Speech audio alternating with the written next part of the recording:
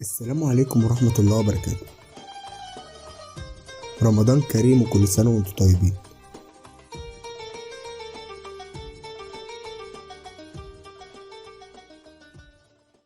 بعد نجاح مسلسل جعفر العمدة على المستوى الفني والتمثيلي، شفنا في المسلسل خناقات كتيرة قوي ومشاهد أكشن. قبل ما تكمل الفيديو شوف انت مولود في انهي شهر من اللي قدامك، واكتب في الكومنتات طلعت انهي شخصية في مسلسل جعفر العمدة. الجمهور لاحظ في المسلسل ده ان الضرب باين كأنه حقيقي بنسبة 99%.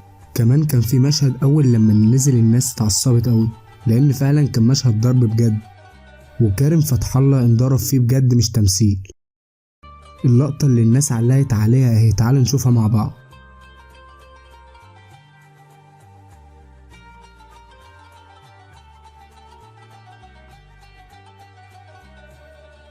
الناس بقى لما شافت اللقطة دي قالت ان الضرب بجد وهجمت المسلسل، بس الفنان احمد عبد الله اللي كان قايم بدور كريم فتح الله قال ان المخرج محمد سامي مخرج شاطر وبروفيشنال، وان الضرب كله كان تمثيل ومفيش اي حاجة حقيقية.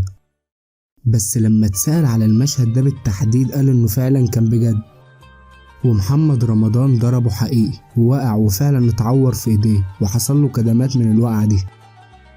الامر اللي استغربه الناس ان ليه الفنان ينضرب بجد، وكمان كان بيقول ان كله تمثيل في تمثيل، وكمان كان بيوضح ليه طولوا في مشهد الخناقة الفترة دي كلها، وقال ان جعفر العمدة بيحافظ على كيانه واسمه في منطقة السيدة زينب.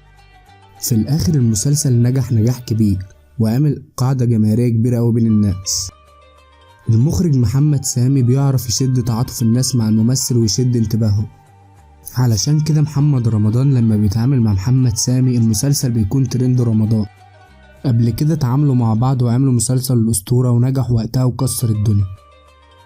وبس دي كان توضيح لمشهد الضرب في مسلسل جعفر العمدة. هو الفيديو خلص وانتوا لسه ما عملتوش لايك وسبسكرايب؟ أسوأ حاجة لما خنجر الإحباط يجي من أقرب الناس ليك. انتوا تعملوا معايا كده ليه؟ وبس انا كده خلصت. الحقيقة أنا ما عنديش معلومات ممكن أقولها لك أكتر من كده. شكرا.